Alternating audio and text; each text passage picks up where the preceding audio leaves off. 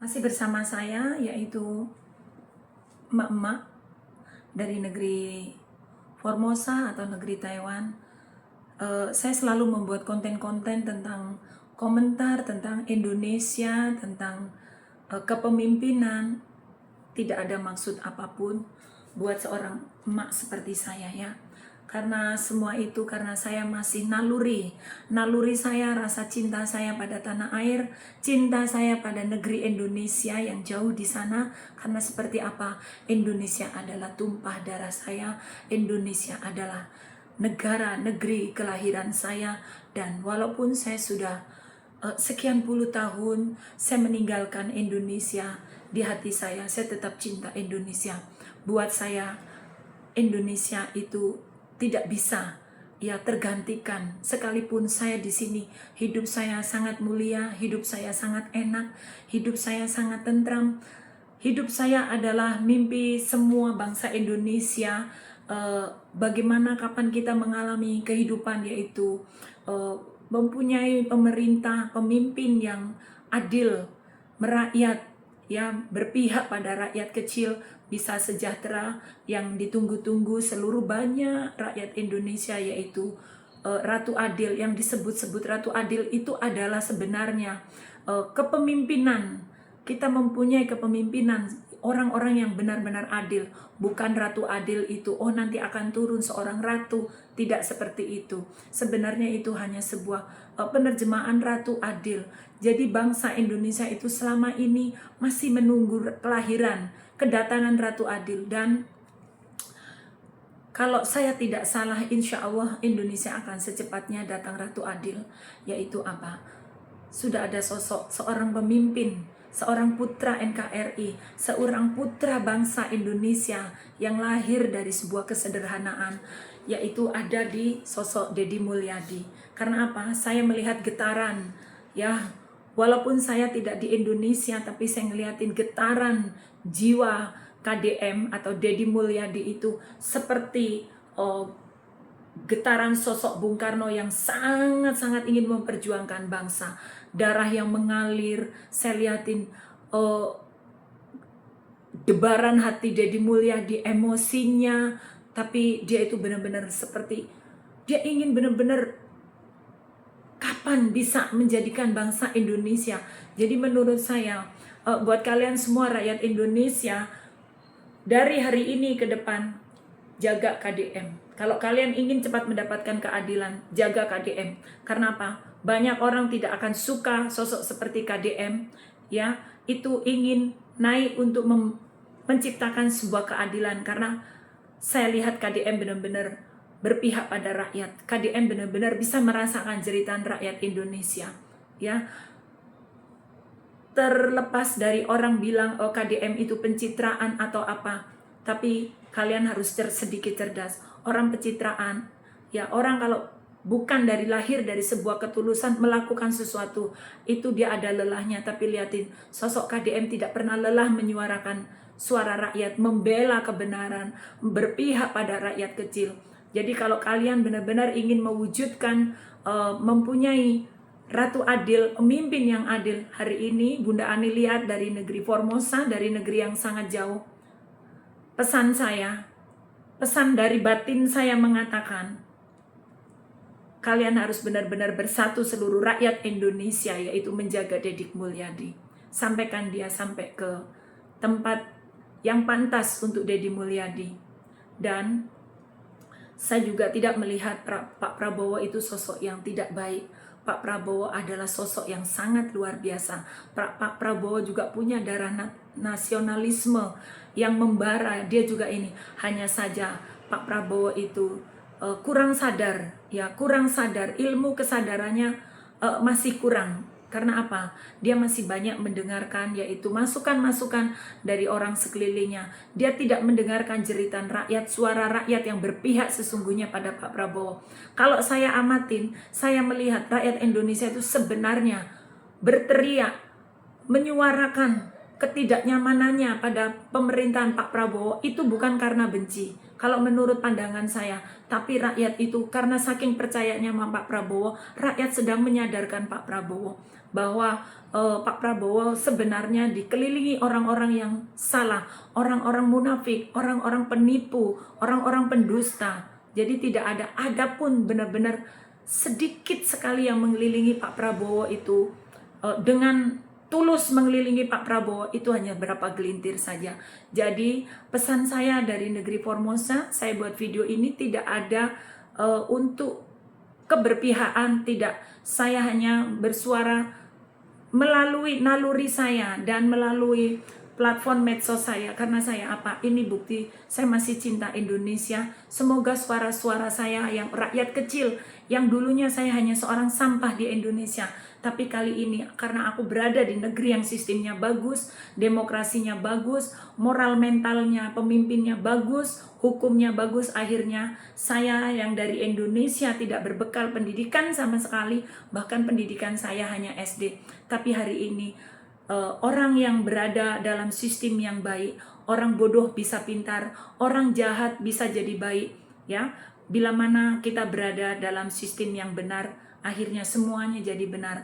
Tapi sistem yang bobrok akan membawa orang pintar jadi bodoh, orang baik jadi bobrok, yaitu contohnya hari ini pemerintahan di negeri Indonesia, ya.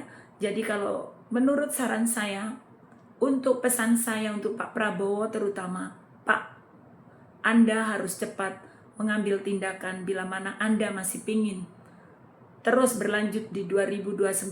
Karena apa? Sesungguhnya rakyat, hanya rakyat Pak yang berpihak pada Anda. Hanya rakyat Pak yang benar-benar sayang pada Anda. Kalau bisa Pak, nanti kalau Bapak bisa penuhin keinginan rakyat, rakyat kecilmu itu sudah berteriak-teriak Pak, sudah capek, sudah muak Pak. Hari ini kalau Bapak pintar, Bapak cerdas, Bapak tanggap, Bapak sadar, ya Pak Prabowo, inilah momen tepat untuk Pak Prabowo, yaitu mengeluarkan kesatriaannya, mengeluarkan apa yang selama ini Anda cita-citakan, Anda rela mati untuk rakyat Indonesia. Di momen seperti inilah Anda harus berani membuat sebuah perubahan. Bila mana Bapak tidak terlambat membuat sebuah perubahan, Anda pun akan terlambat. Dan saya kasih tahu Pak, karena Pak KDM itu dari partai Anda, jangan lepaskan KDM. Kalau memang Anda hari ini momen Anda mengembalikan kepercayaan rakyat, dan secepatnya Anda melakukan sebuah perubahan kalau Anda tidak ingin terlambat. Kalau sudah ada perubahan, Anda mencari pendamping yang jujur, ambil KDM itu untuk mendampingi Anda. Karena dia orang yang berakhlak baik, berkeyakinan, berketuhanan yang sangat baik, bermoralitas yang baik, dan jejak digitalnya tidak perlu diragukan lagi. Ya Pak ya, karena ilmunya Pak KDM itu apa? Bukan karena dia dari lulusan universitas yang hebat ataupun apa, tapi KDM adalah simbol orang yang menempatkan adab di atas ketinggian ilmunya. Itulah pemimpin yang harus kita cari, adalah buat bangsa Indonesia. Pesan dari saya, dari seorang emak-emak yang bukan siapa-siapa, tapi karena rasa saya cinta Indonesia, pilihlah pemimpin yang menempatkan ilmunya, menempatkan adabnya di atas ketinggian ilmunya. Pilih pemimpin itu, dan pemimpin itu ada di mana? Di sosok KDM. Jadi pesan saya untuk Pak Prabowo, nanti setelah Anda benar-benar berani membuat sebuah perubahan, pesan dari emak Pak, saya bukan siapa-siapa, saya hanya dulu sampah Indonesia, sekolah pun saya tidak mampu, tapi hari ini saya ingin bersuara karena saya masih sayang Indonesia, saya masih cinta Indonesia. Karena itu lakukan Pak sebuah perubahan, cepat ketok palu lakukan perubahan, yaitu perampasan, undang-undang perampasan aset. Cepat Anda laksanakan. Yang kedua, bikin semua perubahan, perbaiki sistem di negara Indonesia. Kalau Indonesia pingin bebas dari korupsi seperti di negara saya tinggal.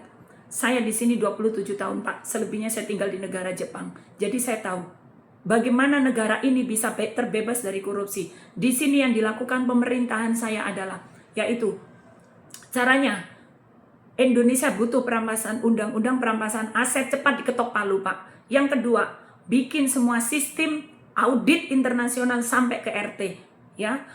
Jadi yang ketiga, seluruh pejabat negara harus melaporkan harta kekayaannya sampai tingkat RT. Walaupun seorang RT juga pejabat pemerintahan, ya. Jadi di negara saya hanya sepeda ontel, sepeda goes yang tidak masuk dalam daftar harta yang harus diketahui negara. Nanti bukan hanya pejabat, tapi seluruh penduduk rakyat Indonesia. Buat apa? Untuk pencegahan, jadi untuk pencucian uang. Kalau hanya pejabatnya yang dilaporkan, dia bisa cuci uangnya, larikan pada saudaranya.